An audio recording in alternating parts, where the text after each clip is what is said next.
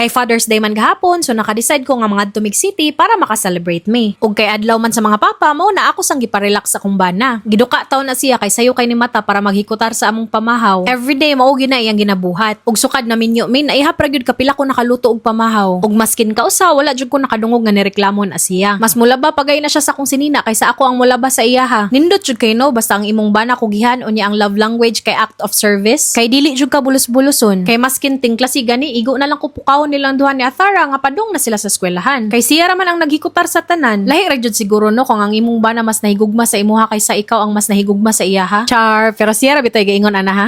Basin mo ingon mo assuming ra kay ko.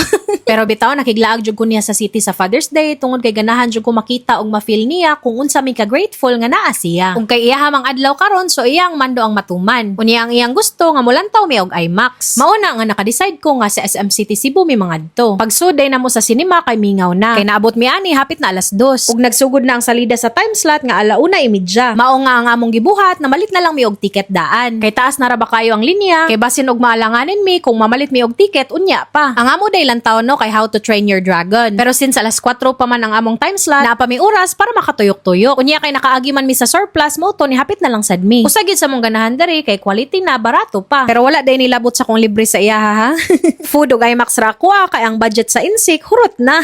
Bitaw kahibaw gyud ni akong bana kung unsa ko ka-honest sa akong finances. Ug di jud ko mo gasto sa mga butang nga walay labot sa akong budget. But I always see to it nga sa ako ang mga personal earnings makashare ko sa iya basta na ako'y extra. I guess usagi na sa nakapalig-on namo ba. Kay basta na lang mi extra, grabe gyud mi ka-giving sa usag-usa. Kay usag yun na sa among mantra nga kung manggihatagon ka sa uban, samot nga dapat mas manggihatagon ka sa imong bana or asawa. After day sa surplus no kay nang hapit sa mi og Watsons. Para sa uban nga kinahanglan namong paliton. Taas-taas gyud og linya diri og nakuyawan ko nga basin malate me. Pero good thing nga paspas ra og lihok ilang cashier. Mao nga naa pa mi oras gamay na habilin para makahapit sa department store. Para makapalit og white t-shirt para sa PE uniform ni Athara. Ug finally padung na day mi balik sa IMAX diri. Ug tungod sa kadagan sa mga tao samot kataas ang linya. Maayo gani na malit mi daan og ticket ganiha. Kay ugwa pa mabalaw gyud mig linya diri Naday ni sila free nga cocktail hotdog og water per person. Kung ako nalimot no mga 5 pieces ka cocktail hotdogs. Ug kay hapit man duha ka oras ang salida. Ug for sure nga bisag wa pa nahuman ang intro ang among hotdog hurot na.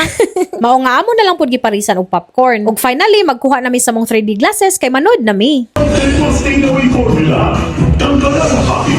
Dira klaro no nga excited ding usa. Og for sure labaw na ni siya. O siya sige diri na lang kukutob ha. Kay murag taas na gyud ning storya daghang salamat sa inyong paglantaw. Bye.